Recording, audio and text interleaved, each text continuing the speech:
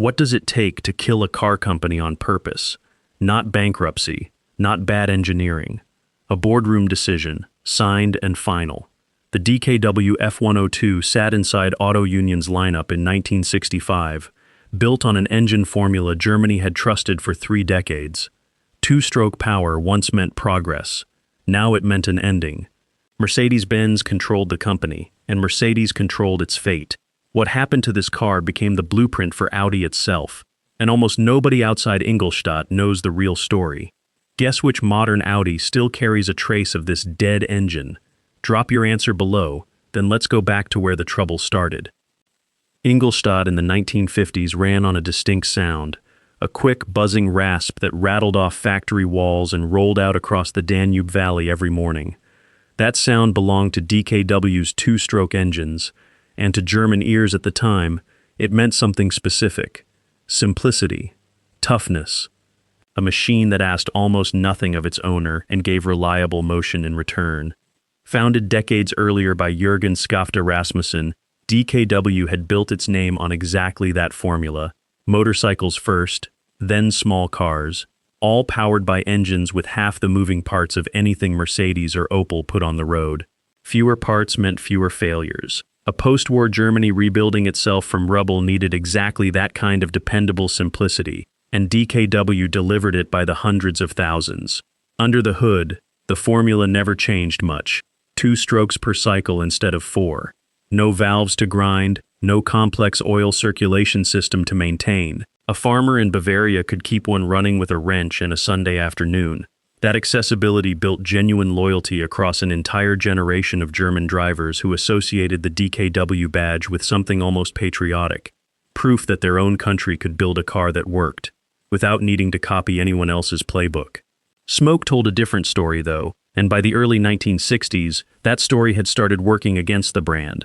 2-stroke engines burn oil mixed directly into their fuel, and every DKW leaving a stoplight trailed a thin blue haze behind it. Drivers noticed. So did rivals. Volkswagen's 4-stroke Beetle idled clean and quiet beside a DKW that coughed and buzzed its way through traffic, and next to that comparison, simple started sounding a lot like outdated. Sales numbers reflected that shift, long before anyone at Auto Union wanted to admit it publicly. Customers who'd once praised DKW's reliability began asking dealers pointed questions about fuel consumption, about oil top-offs, about why their neighbor's 4-stroke sedan ran smoother on the same stretch of Autobahn. Answering those questions honestly meant admitting that the entire engineering philosophy behind the brand had quietly become a liability. Behind closed doors at Auto Union's Ingolstadt offices, engineers faced a genuine dilemma. Redesigning the 2-stroke formula from scratch would cost money the company barely had. Abandoning it entirely meant admitting that decades of engineering identity had reached a dead end, a conclusion nobody wanted to write into an internal memo, let alone announce to loyal customers who still trusted the badge. That tension produced the F102, DKW's attempt to modernize everything around the engine while keeping the 2-stroke heart intact. New bodywork, sharper styling, a genuinely competitive chassis. Every part of the car got a fresh update except the one part customers increasingly distrusted. Engineers hoped better packaging alone could distract buyers from what still sat under the hood. It didn't work. Reviewers in 1964 praised the F102's looks and its road manners, then spent equal column space questioning why Auto Union hadn't simply installed a 4-stroke engine to match. That single question followed the car through nearly every review it received, a persistent doubt no amount of styling could silence. Meanwhile, financial pressure kept building around Auto Union itself. The company's previous owner, Daimler-Benz, had grown increasingly uneasy about propping up a brand whose core technology the market had visibly turned against. Money flowing into 2-stroke development felt, to executives in Stuttgart, like money spent defending a losing argument. None of this happened suddenly. It built slowly, one disappointed review at a time, one hesitant customer at a time, until an entire company found itself defending an engine formula that had defined its identity for 30 years and now threatened to end it. Ingolstadt's factory floor still buzzed with that familiar 2-stroke rasp through 1964. Somewhere above that noise, in offices far quieter than the assembly line below, A decision was already taking shape that would silence it for good. Stuttgart made its move in 1964, and the paperwork looked almost routine. Daimler-Benz increased its stake in Auto Union until the decision-making authority over Ingolstadt's entire future sat firmly inside Mercedes' own boardroom. On paper, this read as consolidation. In practice, it meant Auto Union's fate now belonged to executives who had never fully believed in the two-stroke formula to begin with. Meetings between Stuttgart and Ingolstadt grew tense through that year, according to accounts later given by engineers who sat through them. Mercedes representatives arrived with spreadsheets, not sentiment. Warranty costs, declining sales figures, and mounting research expenses all pointed toward the same uncomfortable conclusion. The F102, however sharp its styling, was built around an engine nobody wanted to defend anymore. Reluctance filled that boardroom on both sides. Auto Union's own engineers, many of whom had spent entire careers refining two-stroke technology, resisted the idea of abandoning it outright. Pride played a real role here. Admitting the engine had failed meant admitting that decades of specialized expertise had reached a dead end with nothing to show for it. Mercedes executives, for their part, felt no eagerness to publicly humiliate a brand they'd just taken responsibility for. Nobody in that room wanted to be the one who signed DKW's obituary. Quick question before we go further. If you were sitting in that boardroom in 1964, watching 30 years of engineering pride collide with a balance sheet that refused to lie, which side would you have argued for?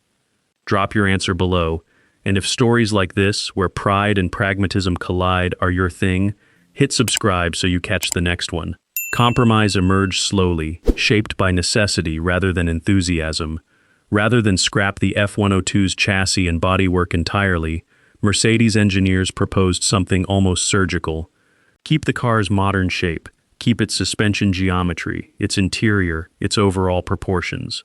Replace only the heart of the machine, pull the two-stroke engine out entirely, and drop in a four-stroke unit derived from Mercedes' own development work. This wasn't an easy fix, and nobody pretended otherwise. Engineering a four-stroke engine to fit a chassis designed around a completely different power plant meant reworking mounting points, cooling systems, and weight distribution from the ground up. Auto Union's engineers, still stinging from watching their own technology get set aside, now found themselves adapting someone else's engine into a body they'd built with different assumptions entirely. Shame lingered through this process in ways rarely discussed publicly at the time. Engineers who'd spent years perfecting two-stroke reliability now worked to erase every trace of it from their own newest car.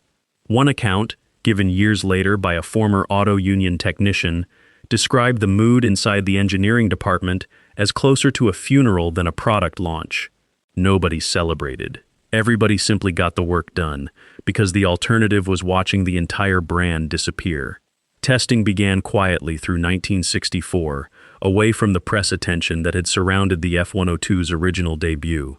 Prototypes carrying the new four-stroke heart ran laps that stayed remarkably free of complaint, a stark contrast to the persistent doubts that had followed the two-stroke version through every review. Something inside Auto Union's leadership noticed that contrast immediately, and it changed the entire conversation about what this car, and this company, could still become. By early 1965, the decision had solidified completely. The two-stroke F102 wouldn't simply get updated, it would be replaced, its engine formula abandoned entirely, its badge prepared for something Auto Union's engineers never expected to build under Mercedes' direction. Whatever emerged from this compromise would carry the F102's body and bones, but almost nothing of its original identity would survive the transition. Nobody in Ingolstadt knew yet what this new car would eventually be called, or how completely it would erase the two-stroke era from public memory. What they did know, sitting through those quiet 1964 test sessions, was that something fundamentally different was taking shape underneath a familiar shape, and that difference was about to change everything. Spring 1965 brought the announcement nobody at Ingolstadt wanted to make out loud. The F102, barely a year into production, would be discontinued. In its place, a new car would carry the same body, the same chassis, the same interior, wrapped around an entirely different engine and sold under a name that had never existed before, Audi. Resurrecting that name wasn't sentiment, It was strategy. Auto Union's leadership understood that keeping the DKW badge on a four-stroke car would only remind buyers of everything they'd grown to distrust about the brand.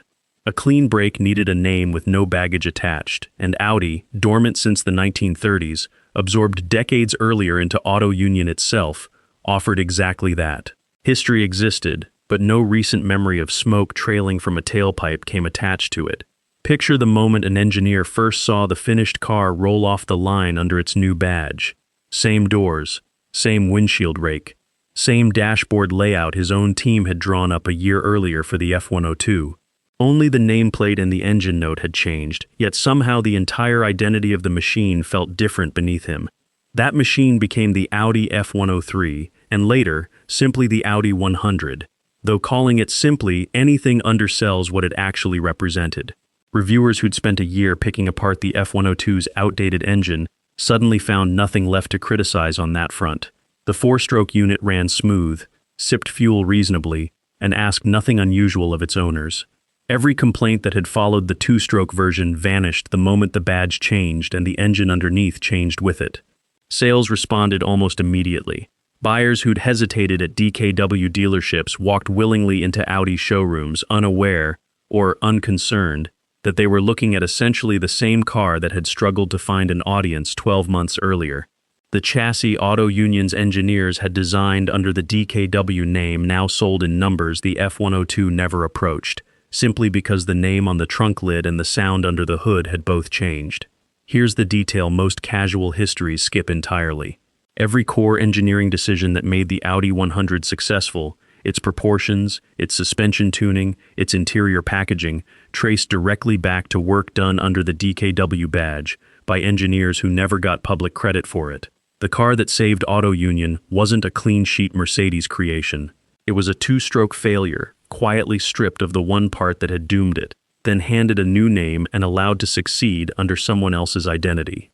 Vindication came slowly for the engineers who'd lived through that transition, and it came without much fanfare. Interviews given decades later describe a strange mixture of pride and grief among the team who'd built the F102's original bones. Pride, because the shape they'd drawn eventually became one of the best-selling cars in Audi's early history. Grief, because almost nobody buying an Audi 100 in 1966 ever learned that DKW's engineering had made it possible. Ask yourself what that actually means for a moment. An entire brand had to die, completely, deliberately, by boardroom decision rather than market failure, before the work underneath it could finally succeed. The engine failed. The chassis never did. Mercedes didn't rescue DKW by fixing what was broken. They rescued it by erasing what customers had stopped trusting and keeping, in near-total silence, everything that had actually worked all along. That's the real story hiding underneath every modern Audi badge. Not a company that failed and vanished, but a company that had to disappear on purpose so something built from its own bones could finally succeed. The four rings on today's Audi grille carry no visible trace of DKW's two-stroke rasp. Underneath the paint, though, in proportions and packaging nobody outside Ingolstadt ever fully credited, that origin never actually left. DKW didn't fail, it got sacrificed, on purpose, so Audi could exist. Somewhere in every modern Audi's proportions, that dead brand still lingers, uncredited. Which other badge got quietly erased to build something bigger? Name one below, I'll dig into whichever gets the most replies.